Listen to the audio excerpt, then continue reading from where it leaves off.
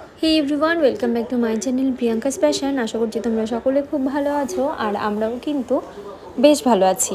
আমার চ্যানেলে নতুন একটা ভিডিওর সঙ্গে তোমাদের সকলকে জানাচ্ছি অনেক ভালোবাসা আর অনেক অনেক ওয়েলকাম। ভিডিওটা করা প্রায় বেশ খানিক দিন আগে, তো আমি যেহেতু ইউটিউবে খুব একটা লং ভিডিও পোস্ট করি না, সেই জন্য না প্রতিদিন লং ভিডিওগুলো এডিট করাও হয় না, আবার করাও হয় না, এমনি শ্যুট করাও হয় না।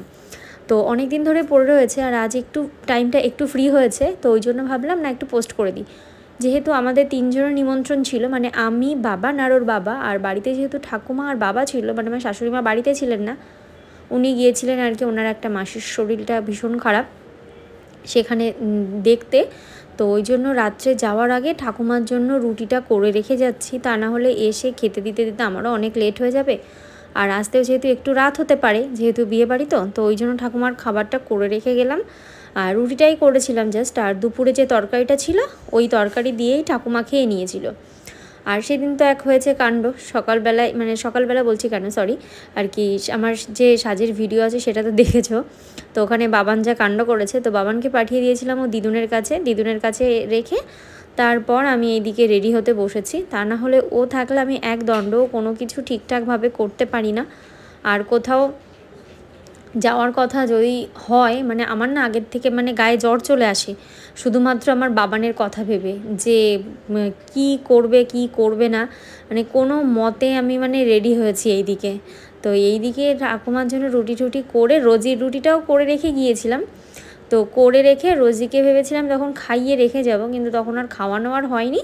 ওই জন্য রাত্রেবেলা এসেই আর কি অল্প কটা ভাত ছিল আর রুটি দিয়ে বাবাকে রোজিকে খাইয়ে দিয়েছিলাম। আর যেহেতু আমার ইউটিউবের থেকে মনিটাইজেশনটা তখন রিজেক্ট হয়ে গিয়েছিল বলে আমি সেরকমভাবে ভিডিও করতাম না, ওই জন্য ফেসবুকের থেকেই শুরু করি।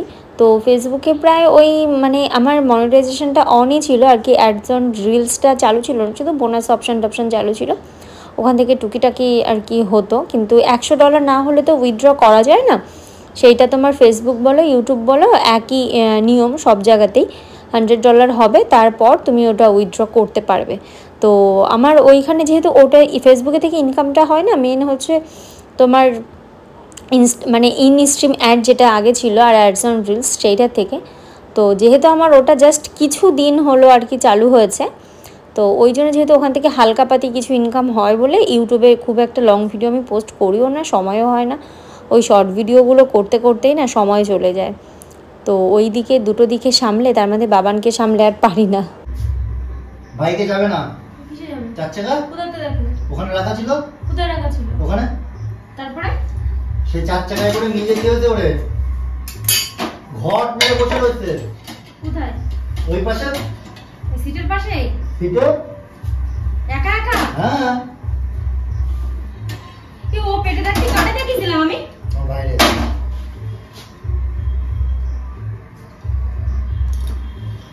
তাও এখনো গরম আছে।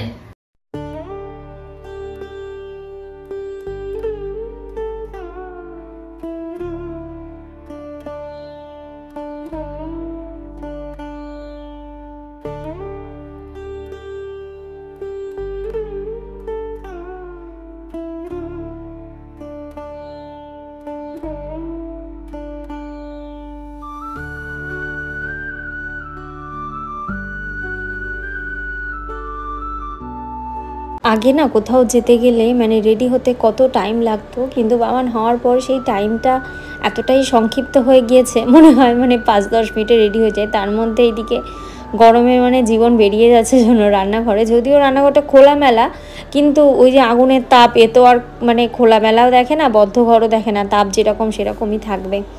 যাই হোক হয়ে গিয়েছে, এবার তারপরে যাব আর কি ওই বাড়ির থেকে বাবানকে নিয়ে। তো ওখানটায় গিয়ে আর ভিডিও শ্যুট করা হয়নি, যেহেতু বাবান এত দুষ্টুমি করে কোথাও গেলে, সেরকমভাবে আর সময়ও আমি পাই না সেরকমভাবে। তো যাই হোক এইদিকে মোটামুটি কমপ্লিট হয়ে গিয়েছে। আর আজকের ব্লগটা বলতে গেলে একদম জগা খিচুড়ি মার্কা একটা ব্লগ হয়ে গেল। তো আজকের ভিডিওটা এখানেই এন্ড করলাম। সবাই ভালো থেকো, সুস্থ থেকো, সাবধানে থেকো। আর বাবানের জলের বোতলটা নিয়ে নিয়েছি, এবার পড়বো একদম সোজা বেরিয়ে।